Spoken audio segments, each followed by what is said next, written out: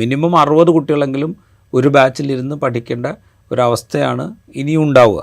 അപ്പോൾ അവിടെ ഒരു ക്വാളിറ്റി ഓഫ് എഡ്യൂക്കേഷൻ എന്ന് പറയുന്നത്, ഇപ്പോൾ ഖാദർ കമ്മിറ്റിയുടെ ശുപാർശയെക്കുറിച്ച് നേരത്തെ പറഞ്ഞല്ലോ, 1:40 ആയിരിക്കണം അധ്യാപകരും വിദ്യാർത്ഥികളും തമ്മിലുള്ള അനുപാതം എന്നുള്ളത് 1:40 ആയിരിക്കണം എന്ന ശുപാർശ എത്രയോ കാലം മുമ്പ് ഉണ്ടായതാണ്. അത് കഴിഞ്ഞ് ഇത്രയും കാലം കഴിഞ്ഞതിന് ശേഷവും ഒരു ബാച്ചിൽ 60 കുട്ടികൾ അല്ലെങ്കിൽ 62 കുട്ടികൾ അല്ലെങ്കിൽ 65 കുട്ടികളൊക്കെ ഇരിക്കുന്ന അവസ്ഥയാണ്. അപ്പോൾ ഈ ക്വാളിറ്റി ഓഫ് എഡ്യൂക്കേഷൻ എന്ന് പറയുന്നത് മിനിമം ഈ മലബാർ മേഖലയിൽ, പ്രത്യേകിച്ച് മലപ്പുറം ജില്ലയിലെ ഹയർ സെക്കൻഡറി സ്കൂളുകളെ സംബന്ധിച്ച് ക്വാളിറ്റി ഓഫ് എഡ്യൂക്കേഷൻ എന്ന് പറയുന്നത് ഉറപ്പാക്കുക എന്ന് പറയുന്നത് ഒരു കാരണവശാലും ഈ അവസ്ഥയിലും സാധ്യമാവില്ല എന്ന് നമ്മൾ പറയേണ്ടി വരും. അതെ, ഇനി ഞാൻ പറയാലോ, ഈ മാർജിനൽ ഇൻക്രീസ് ആർക്കുള്ളതാ?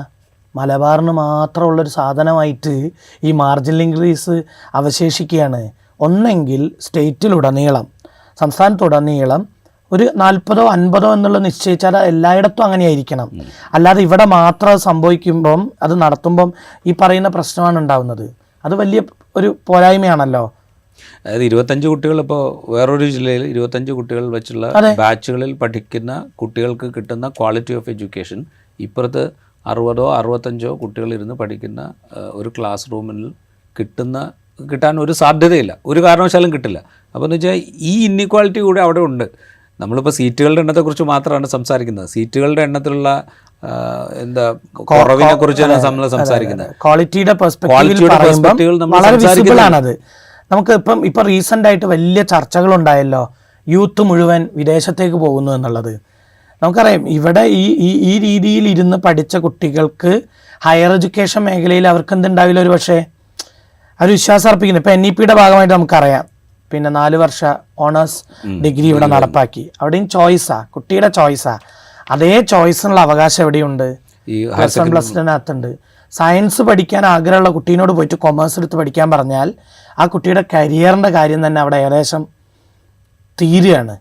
അപ്പോൾ ആ ചോയ്സ് എവിടെ നിർബന്ധമായിട്ട് കിട്ടണം? അതിന് ഒരു എന്താ പറയുക, ഒരു ഒഴിവ് കഴിവുകൾ പറയുന്നത് എന്തല്ല, അതിനുള്ളൊരു മറുപടിയല്ല. 10ാം ക്ലാസ് കഴിഞ്ഞ് ഇന്ന കോമ്പിനേഷന്, സയൻസ് ആവട്ടെ, ഹ്യൂമാനിറ്റീസ് ആവട്ടെ, കൊമേഴ്സ് ആവട്ടെ, ആ ചോയ്സ് ഓപ്റ്റ് ചെയ്യാൻ കുട്ടിക്ക് അവകാശമുണ്ടല്ലോ. അതാണ് കുട്ടി പഠിക്കേണ്ടത്. നിയമസഭയ്ക്കകത്ത് എനിക്ക് തോന്നുന്നു പ്രതിപക്ഷത്തുള്ളൊരു MLA എന്നത് പിന്നെ പറഞ്ഞിട്ടുണ്ട്, മാതാപിതാക്കളോ കുട്ടിയോ അല്ല പിന്നെ കോമ്പിനേഷൻ തീരുമാനിക്കുന്നത്, സർക്കാരാണ് തീരുമാനിക്കുന്നത്. സത്യമല്ലേ? കുട്ടി ആഗ്രഹിക്കേണ്ട കോഴ്സല്ലേ കുട്ടിക്ക് പഠിക്കേണ്ടത്. അവിടെ അത് മാറിക്കഴിഞ്ഞാൽ സ്വാഭാവികമായിട്ടും ഉന്നത വിദ്യാഭ്യാസ രംഗത്തേക്ക് പോകുമ്പോൾ ആ കുട്ടിക്ക് ഒരു പക്ഷേ ആ കുട്ടിയുടെ കരിയർ തന്നെ ഇല്ലാതാവുന്ന സ്ഥിതിയിലേക്കാണ് പോകുന്നത്. വലിയൊരു ഗ്രേവ് ഇഷ്യൂ ആണത്. ഓക്കെ, ഞാൻ ചോദിക്കുന്നത്, എല്ലാ കാലവും നമ്മൾ ഡിസ്കസ് ചെയ്തുകൊണ്ടിരിക്കുന്നത്, ഇപ്പോൾ ഈ വർഷം പോലും പ്രൈമറിലി ഡിസ്കസ് ചെയ്തത് സീറ്റ് ക്ഷാമത്തെക്കുറിച്ചാണ്.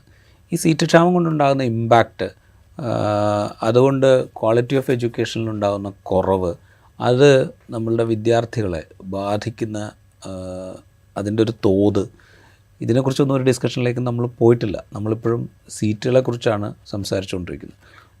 അപ്പോൾ ഇത് കുറെ കൂടെ സമഗ്രമായി, കുറെ കൂടെ വിശാലമായി സംസാരിക്കുകയും ഇത് ഈ സീസണലായി മാത്രം ഉന്നയിക്കപ്പെടുന്നൊരു പ്രശ്നം മാത്രമല്ലാതായി കാണുകയും അങ്ങനെയാണ് ശരിക്കും വേണ്ടത്. പക്ഷേ എന്തുകൊണ്ടോ ഇത് ഈ സീസൺ കഴിയുമ്പോൾ ഇതോടെ തീരും, അടുത്ത സീസൺ വരുമ്പോൾ വീണ്ടും വരും. ഇങ്ങനെയാണ് എല്ലാ കാലത്തും സംഭവിച്ചുകൊണ്ടിരിക്കുന്നത്.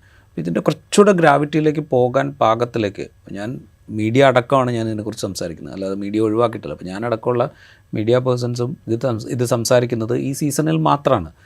അപ്പോൾ ഇതൊരു തുടർ പ്രക്രിയ ആവുകയും ഇത് ഈ ക്വാളിറ്റി ഓഫ് എഡ്യൂക്കേഷനെ ഇത്രത്തോളം ബാധിക്കുന്നുണ്ട് എന്നുള്ള ഒരു യാഥാർത്ഥ്യത്തിലേക്ക് കുറെ കൂടെ ഗൗരവത്തോടുകൂടി ഇതിനെ അവതരിപ്പിക്കുകയും ചെയ്യുക എന്നുള്ളൊരു പണിയില്ലേ, അത് നമ്മൾ ചെയ്യുന്നുണ്ടോ? സത്യത്തിൽ ഇല്ല എന്നുള്ളതാണ് അതിൻ്റെ ഒരു സംശയമില്ലാതുള്ള ഉത്തരം. ഒന്നിപ്പോൾ പറഞ്ഞു, ഈ സീറ്റിൻ്റെ എണ്ണം അതവിടെ മാറ്റി നിർത്തിക്കൊണ്ട് നേരത്തെ പറഞ്ഞ എക്സ്ട്രാ കരിക്കുലർ കോ കരിക്കുലർ ആക്ടിവിറ്റീസിൻ്റെ കാര്യം നമുക്ക് പറയാം. ഹൈസ്കൂളിലും ഹയർ സെക്കൻഡറി ആട്ടോ ഞാൻ പറയുന്നത്, സ്കൂളിങ്ങിനകത്ത്, ഹൈസ്കൂളിലും ഹയർ സെക്കൻഡറിക്കകത്തും ഒരു സ്കൂളിൽ നിന്ന് കോമ്പീറ്റ് ചെയ്ത് സബ് ജില്ലയിലേക്കൊക്കെ പോയിട്ട് മത്സരിക്കുമ്പം തെക്കൻ ജില്ലകളിൽ വളരെ കുറച്ച് ആളുകളോട് കോമ്പീറ്റ് ചെയ്ത് പലർക്കും അവസരം കൂടുതൽ കിട്ടുന്നുണ്ട്. അതിവിടെ ഇല്ല. ഈ ഗ്രേസ് മാർക്ക് അവിടെ കൺസിഡർ ചെയ്യുന്നുണ്ട് ഹയർ എഡ്യൂക്കേഷൻ്റെ. ഇപ്പോൾ 10 കഴിഞ്ഞ കുട്ടി +1 വരുമ്പോഴും +1 കഴിഞ്ഞ് ആക്ടിവിറ്റീസിന് ലഭിക്കുന്ന ഗ്രേസ് അതെ മാർക്ക് ഞാൻ പറഞ്ഞത് ആർട്സും സ്പോർട്സും അടക്കമാണ്. അതിൽ പോലും എന്താണ് അക്കാഡമിക്സിന്റെ പെർസ്പെക്റ്റീവ് ഉണ്ട്, അവിടെ തീർച്ചയായിട്ടും ഉണ്ട്, നിഷേധിക്കപ്പെടുന്നു, പ്രശ്നമുണ്ട്, ക്വാളിറ്റിയെ ബാധിക്കുന്നുണ്ട്. നേരെ മറിച്ച് എന്നാൽ ഈ സ്കില്ലുള്ള ഒരാളെ സംബന്ധിച്ചിടത്തോളം സ്പോർട്സ് ആവട്ടെ ആർട്സിനകത്താവട്ടെ അവിടെ എന്തുണ്ട്, ഈ ഇൻജസ്റ്റിസ് ഉണ്ട്, അവസരങ്ങൾ കുറവാണ്. ഹയർ എഡ്യൂക്കേഷനിലേക്ക് പോകുമ്പോൾ ഇതിൻ്റെ ഗ്രേസ് മാർക്ക് പിന്നെ ക്ലെയിം ചെയ്തിട്ട് അഡ്മിഷൻ കിട്ടുന്നിടത്ത് പോലും ഇവിടുത്തെ കുട്ടികൾ തഴയപ്പെടുന്നുണ്ട് എന്നുള്ളതാണ്.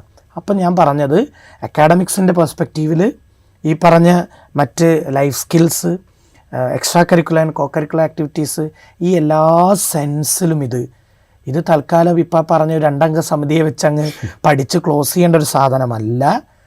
ആ അർത്ഥത്തിലാണെങ്കിൽ ഞാൻ സീറ്റിൻ്റെ എണ്ണത്തിൻ്റെ കാര്യത്തിലാണ് പറഞ്ഞ് എനിക്കോ സാറിനോ സാധാരണക്കാരനോ കണക്കെടുത്ത് പറഞ്ഞു കൊടുക്കുക. ഈ പെർസ്പെക്റ്റീവിൽ ഇപ്പം പറഞ്ഞതിൽ കുറച്ചുകൂടെ ആഴത്തിൽ ഇൻഡെപ്തായി പഠിച്ച് ശാശ്വതമായൊരു പരിഹാരത്തിലേക്ക് വരണം. കാരണം നമുക്കറിയാം ഹയർ എഡ്യൂക്കേഷൻ മേഖലയിൽ എത്തുന്ന കുട്ടികളിൽ പോലും ക്വാളിറ്റിയുടെ പ്രശ്നമുണ്ട് എന്നുള്ളത് നമുക്കറിയാം. പല പഠനങ്ങൾ തെളിയിച്ചതാ.